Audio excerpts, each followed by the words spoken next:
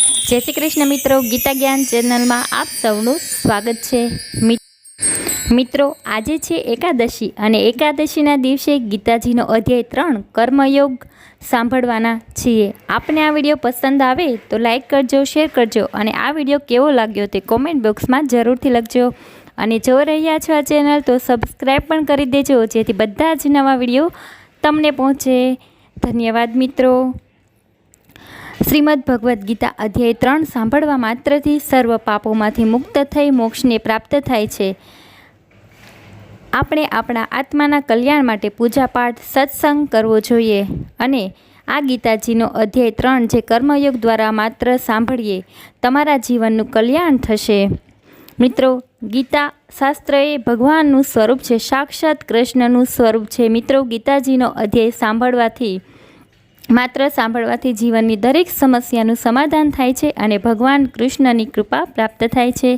અને ગીતાજીનું જ્ઞાન જેટલી વાર આપણે સાંભળીએ છીએ તેટલું જ આપણને જ્ઞાન વિદ્યા પ્રાપ્ત થશે, જેથી આપણા જીવનનું કલ્યાણ થશે। તો ચાલો શરૂ કરીએ શ્રીમદ ભગવદ્ ગીતા અધ્યાય 3 કર્મયોગ। અર્જુને કહ્યું, હે જનાર્દન, હે કેશવ, જો તમે બુદ્ધિને સકામ કર્મ કરતાં શ્રેષ્ઠ માનતા હો તો પછી તમે મને આ ઘોર યુદ્ધ કરવા માટે પ્રેરી રહ્યા છો। શા માટે પ્રેરી રહ્યા છો? આપના અર્થી ઉપદેશથી મારી મતિ મૂંઝાઈ ગઈ છે, તેથી કૃપા કરી મને નિશ્ચયપૂર્વક જણાવો કે આમાંથી મારા માટે સૌથી હિતાવહ શું છે? પૂર્ણ પુરુષોત્તમ પરમેશ્વર બોલ્યા, હે નિષ્પાપ અર્જુન, મેં પૂર્વ સ્પષ્ટતા કરેલી જ છે કે આત્મ સાક્ષાત્કાર પામવાનો પ્રયત્ન કરનારા મનુષ્યોના 2 વર્ગ હોય છે। કેટલાક જ્ઞાનયોગ દ્વારા આને સમજવાનું વલણ ધરાવે છે અને બીજા કેટલાક ભક્તિયોગ દ્વારા સમજે છે। મનુષ્યને કર્મનો સમૂળગો પ્રારંભ ન કરવાથી ન તો કર્મફળની મુક્તિ પ્રાપ્ત થાય છે અને ન તો કર્મ ત્યાગની તેને પૂર્ણતા સિદ્ધ થાય છે। પ્રત્યેક વ્યક્તિને તેણે ભૌતિક પ્રકૃતિથી દ્વારા મેળવેલા ગુણો અનુસાર વિવશ થઈને કર્મ કરવું જ પડે છે। તેથી કોઈ પણ મનુષ્ય એક ક્ષણ માટે પણ કર્મ કર્યા વિના રહી શકતો નથી। જે મનુષ્ય કર્મનિંદ્રિયોને કાબૂમાં રાખી છે પરંતુ મનમાં ઇન્દ્રિયોના વિષયનું ચિંતન કરતો રહે છે તે નિઃસંદેશ પોતાને છેતરે છે અને ઢોંગી કહેવાય છે। પરંતુ જો કોઈ નિષ્ઠાવાન મનુષ્ય કર્મેન્દ્રિયોને મન દ્વારા નિયંત્રિત કરવાનો પ્રયત્ન કરે છે અને અનાસક્ત થઈને કર્મયોગનો આરંભ કરે છે તો તે ઘણો ચડિયાતો છે। તું તારું નિયત કર્તવ્ય કર્મ કર, કારણ કે કર્મ નહીં કરવા કરતાં કર્મ કરવું વધુ સારું છે। કામ કર્યા વિના મનુષ્ય પોતાના દેહનો નિર્વાહ પણ કરી શકતો નથી। વિષ્ણુ પ્રીત્યર્થ યજ્ઞ તરીકે કર્મ કરવું જોઈએ, અન્યથા આ ભૌતિક જગતમાં કર્મના બંધન ઉત્પન્ન થાય છે। માટે હે કૌંતે, તું તેમની વિષ્ણુની પ્રસન્નતા અર્થે નિયત કર્મ કર, એ રીતે તું સદા અનાસક્ત અને બંધનમાંથી મુક્ત રહીશ। સર્જનના પ્રારંભે સમસ્ત પ્રાણીઓના સ્વામીએ વિષ્ણુ માટેના યજ્ઞ સહિત મનુષ્ય તથા દેવોના વંશનું સર્જન કર્યું અને તેમને આશીર્વચન કહ્યા, તમે આ યજ્ઞથી સુખી રહો, કારણ કે એ કરવાથી તમને સુખપૂર્વક રહેવા અને મુક્તિ પામવા માટે સર્વ ઇચ્છિત વસ્તુઓ પ્રાપ્ત થઈ શકે। યજ્ઞો દ્વારા પ્રસન્ન થઈને દેવો તમને પણ પ્રસન્ન કરશે અને એ રીતે માનવો તથા દેવો વચ્ચેના સહકારથી સૌને સભ્યુદય થશે। જીવનની વિવિધ જરૂરિયાતોની પૂર્તિ કરનારા વિભિન્ન દેવો યજ્ઞ સંપન્ન કરવાથી પ્રસન્ન થઈને તમારી બધી જરૂરિયાતોની પૂર્તિ કરશે। પરંતુ જે મનુષ્ય આ પ્રાપ્ત ઉપહારો દેવોને અર્પણ કર્યા વગર પોતે ભોગવશે તે નક્કી ચોર જ છે। ભગવાનના ભક્તો સર્વ પ્રકારના પાપમાંથી મુક્ત થઈ જાય છે, કારણ કે તેઓ યજ્ઞમાં પ્રથમ અર્પિત કરેલું ભોજન પ્રસાદ જ લે છે। અન્ય લોકો જેઓ પોતાના જ ઇન્દ્રિય સુખ માટે ભોજન બનાવે છે તેઓ નક્કી પાપ જ ખાય છે। બધા દેહધારી પ્રાણીઓ અન્ન ખાઈને પોષણ પામે છે અને અન્ન વરસાદથી ઉત્પન્ન થાય છે। વરસાદ યજ્ઞ કરવાથી વરસે છે અને યજ્ઞ નિયત કર્મો કરવાથી થાય છે। નિયંત્રિત કર્મોના નિર્દેશ વેદોમાં થયો છે અને વેદો પૂર્ણ પુરુષોત્તમ પરમેશ્વરમાંથી પ્રગટ થાય છે। પરિણામે સર્વવ્યાપી બ્રહ્મ યજ્ઞોમાં સદૈવ અવસ્થિત છે. હે પ્રિય અર્જુન, જે મનુષ્ય માનવ સમાજમાં આ પ્રમાણે વેદો દ્વારા સ્થાપિત યજ્ઞચક્રનું પાલન નથી કરતો તે નિશ્ચિતપણે પાપમય જીવન વ્યતીત કરે છે. આવો મનુષ્ય માત્ર ઇન્દ્રિય તૃપ્તિ માટે જીવિત રહીને નિરર્થક જીવન વ્યતીત કરે છે. પરંતુ જે મનુષ્ય આત્મામાં જ આનંદ પામે છે તથા જેનું જીવન આત્મ સાક્ષરતાયુક્ત હોય છે અને જે પોતાની અંદર જ પૂર્ણપણે સંતુષ્ટ રહે છે તેને માટે કશું કર્તવ્ય રહેતું નથી. આત્મ સાક્ષરતા પામેલા મનુષ્યને નિયત કર્મો કરવાની જરૂર જ ન રહે છે અને ન તો આવું કર્મ ન કરવાનું કોઈ કારણ હોય છે. વળી અન્ય જીવાત્મા પર નિર્ભર રહેવાની પણ તેને જરૂર હોતી નથી. તેથી કર્મના ફળમાં આસક્ત થયા વગર મનુષ્યએ પોતાનું કર્તવ્ય સમજીને નિરંતર કર્મ કરતા રહેવું જોઈએ. કારણ કે અનાસક્ત રહી કર્મ કરવાથી મનુષ્યને પરમેશ્વરની પ્રાપ્તિ થાય છે. જનક જેવા રાજાઓએ માત્ર નિયત કર્તવ્ય કરવાથી જ સિદ્ધિ પ્રાપ્ત કરી હતી. માટે સાધારણ જન સમુદાયને શિક્ષિત કરવા માટે પણ તારે કર્તવ્ય કર્મ કરવું જોઈએ. મહાપુરુષ જે આચરણ કરે છે તેનું અનુસરણ સામાન્ય મનુષ્યએ કરે છે અને ઉદાહરણરૂપ આચરણ દ્વારા જે આદર્શ પ્રસ્થાપિત કરે છે તેનું સમગ્ર જગત અનુસરણ કરે છે. હે પૃથ્વી, ત્રણેય લોકમાં મારા માટે કોઈ પણ કર્મ નિયત કરેલ નથી. મને કોઈ વસ્તુનો અભાવ નથી કે નથી મારે કશું મેળવવાની જરૂર. તેમ છતાં હું નિયત કર્તવ્ય કર્મ કરવામાં કાર્યરત રહું છું.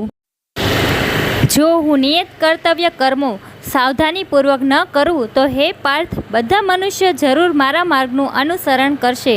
જો હું નિયત કર્તવ્ય ન કરું તો આ બધા લોકનો વિનાશ થઈ જાય ત્યારે હું અવાંછિત જન સમુદાય ઉત્પન્ન કરવાનું કારણ બનું અને એ રીતે સર્વ જીવોની શાંતિ નષ્ટ કરનારો બનું.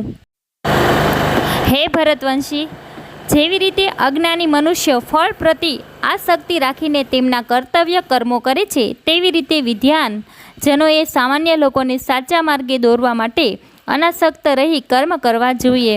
વિદ્વાન મનુષ્યોએ સકામ કર્મોમાં આસક્ત એવા અજ્ઞાની લોકોના મનને વિચલિત કરવા જોઈએ નહીં. તેમજ તેમને કર્મનો ત્યાગ કરવા માટે પ્રોત્સાહન આપવું જોઈએ નહીં, પરંતુ ભક્તિભાવપૂર્વક કર્મમાં વ્યસ્ત રહેલા પ્રેરણા આપવી જોઈએ. જીવ મિથ્યા અહંકારના પ્રભાવથી મોહગ્રસ્ત થઈને પોતાની જાતને સમગ્ર કાર્યોનો કરતા માની લે છે, પણ હકીકતમાં ભૌતિક પ્રકૃતિના 3 ગુણો દ્વારા તે થતા હોય છે. હે મહાબાહુ, જે મનુષ્ય પરમ સત્યનું જ્ઞાન ધરાવે છે તે ભક્તિમય કાર્ય અને સકામ કર્મ વચ્ચેના તફાવતને સારી રીતે જાણીને પોતાની જાતને ઇન્દ્રિય તૃપ્તિમાં વ્યસ્ત કરતો નથી. ભૌતિક પ્રકૃતિના ગુણોથી મોહગ્રસ્ત થયેલા અજ્ઞાની જનો દુનિયાવી કાર્યોમાં પૂરેપૂરા પરોવાઈ જાય છે અને તેમાં આસક્ત થાય છે. તેમના કાર્યો તેમના જ્ઞાનના અભાવના કારણે ઉતરતી કક્ષાના છે. તેમ છતાં જ્ઞાની મનુષ્યએ તેમને તેમાંથી વિચલિત કરવા જોઈએ નહીં. માટે હે અર્જુન, તારા સર્વ કર્મો અને સમર્પિત કરીને મારા પૂર્ણ જ્ઞાનથી યુક્ત થઈને લાભની ઈચ્છા રાખ્યા વિના, સ્વામિત્વનો દાવો કર્યા વિના તથા આળસ રહિત થઈને તું યુદ્ધ કર. જે મનુષ્યો મારા આદેશો પ્રમાણે પોતાના કર્તવ્યો કરે છે અને ઈર્ષ્યા રહિત થઈને શ્રદ્ધાપૂર્વક આ ઉપદેશોનું પાલન કરે છે તેઓ સકામ કર્મના બંધનમાંથી મુક્ત થઈ જાય છે. પરંતુ જે માણસો ઈર્ષ્યાવશ થઈને આ ઉપદેશોની ઉપેક્ષા કરે છે અને તેનું નિયમિત આચરણ કરતા નથી તેમને સર્વજ્ઞાનથી રહિત થયેલા મૂર્ખ બનેલા તેમજ અજ્ઞાન તથા બંધનનો ભોગ બનેલા ગણવા જોઈએ. જ્ઞાની મનુષ્ય પોતાની પ્રકૃતિ પ્રમાણે જ કાર્ય કરે છે, કારણ કે દરેક મનુષ્ય 3 ગુણો દ્વારા પ્રાપ્ત કરેલી પ્રકૃતિનું અનુસરણ કરે છે. તો પછી દમન કરવાથી શું મળી શકે? બદ્ર જીવો દ્વારા ઇન્દ્રિયોના વિષયો પ્રત્યે આસક્તિ અને દ્વેષ અનુભવવામાં આવે છે, પરંતુ મનુષ્યએ ઇન્દ્રિયો અને ઇન્દ્રિયોના વિષયોના નિયંત્રણ હેઠળ આવવું જોઈએ નહીં, કારણ કે તે આત્મસાક્ષરતાના માર્ગમાં અવરોધક હોય છે. પોતાના નિયત કર્તવ્ય દોષયુક્ત હોય તો પણ પૂરા કરવા એ બીજા મનુષ્યોના સારી રીતે કરેલા કર્તવ્ય કર્મો કરતાં વધુ શ્રેયસ્કર છે. પોતાના કર્તવ્ય કર્મો કરવામાં મરણ થાય તો તે પણ અન્યના કર્તવ્ય કર્મમાં પ્રવૃત્ત થવા કરતાં વધારે સારું છે, કારણ કે અન્યના માર્ગને અનુસરવું ભયાવહ હોય છે. અર્જુને કહ્યું, હે વૃષ્ણિવંશી, જાણે કે બળજબરીથી તેમાં પરોયેલો હોય તે મનુષ્ય ઈચ્છતો ન હોવા છતાં પાપ કર્મમાં શાથી પ્રેરાય છે. પૂર્ણ પુરુષોત્તમ પરમેશ્વર બોલ્યા, હે અર્જુન, આનું કારણ રજોગુણથી ઉત્પન્ન થયેલ એ કામ જ છે, જે પછીથી ક્રોધનું રૂપ ધારણ કરે છે અને જે આ જગતનો સર્વભક્ષી મહાપાપી શત્રુ છે.